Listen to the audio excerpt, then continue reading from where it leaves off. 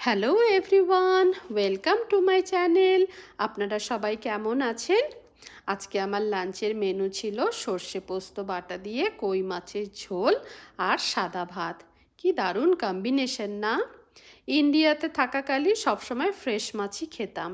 এখানে এসে ফ্রিজের মাছ খেতে খেতে মাছের প্রতি ভালোবাসাটাই যেন চলে গেছে। তবুও ছোট মাছ খেতে আমার ভালোই লাগে।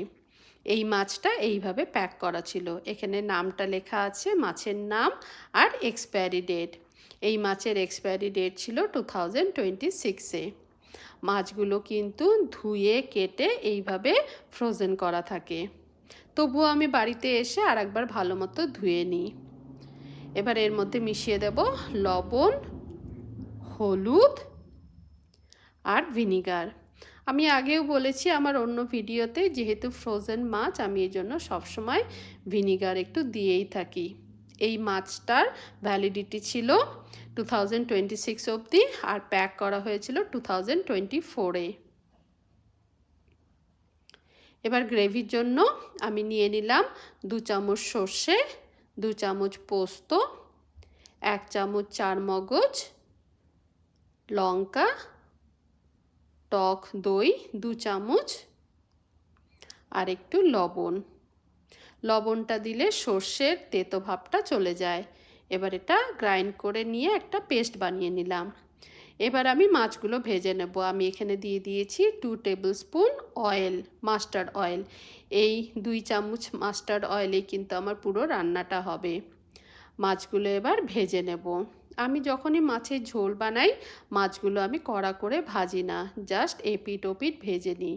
কিন্তু যখন এমনি মাছ ভাজা খাই তখন আবার কড়া করেই ভাজি। আমার মাছ ভাজা অলমোস্ট হয়ে গেছে। এবার মাছগুলো তুলে রেখে বাকি তেলটা দিয়েই কিন্তু আমি বাকি রান্নাটা সেরে নেব। এর মধ্যে দিয়ে দিলাম কালো জিরে আর শুকনো লঙ্কা। নেড়ে চেড়ে নিয়ে দিয়ে দেব পেঁয়াজ কুচি। পেঁয়াজ কুচিগুলো আমি লম্বা লম্বা করেই কেটেছি। পেঁয়াজগুলো হাফ ভাজা হয়ে গেলে এর মধ্যে সর্ষে পোস্ত বাটাটা দিয়ে দেব। মিক্সিটা একটু ধুয়ে নেব, কারণ আমাকে তো মাছের ঝোল বানাতেই হবে। এর মধ্যে দিয়ে দিলাম একটা টমেটো, ছোট টমেটো। সবগুলো ফুটে গেলে পরিমাণ মতো হলুদ আর লবণ দিয়ে আবার একটু নেড়ে চেড়ে নেব। এবার আমি এর মধ্যে মাছগুলো দিয়ে দেব। মাছগুলো যেহেতু কড়া করে ভাজিনি, এটা কিন্তু ঝোলের সাথে খুব ভালো মতো ফোটাতে হবে। এবার মাছগুলো এপিট ওপিট করে ফোটালেই আমার রান্না শেষ হয়ে যাবে। এটা ভীষণ কুইক রেসিপি আর খেতেও কিন্তু খুব ভালো হয়।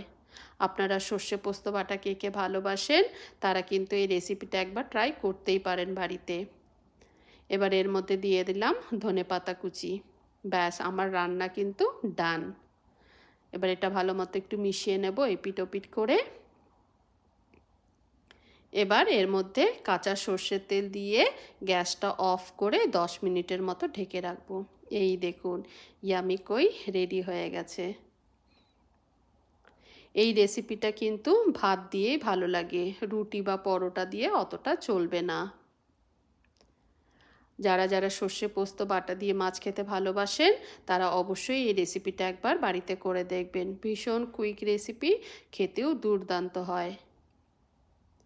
যাদের যাদের রেসিপিটা ভালো লেগেছে তারা প্লিজ লাইক, শেয়ার আর কমেন্ট করে দেবেন আর সাবস্ক্রাইবও করে দেবেন। Thank you for watching. আমার তো খুব ভালো লেগেছে খেতে। আবার অন্য কোনো ভিডিও নিয়ে আসবো। ভালো থাকবেন। টাটা।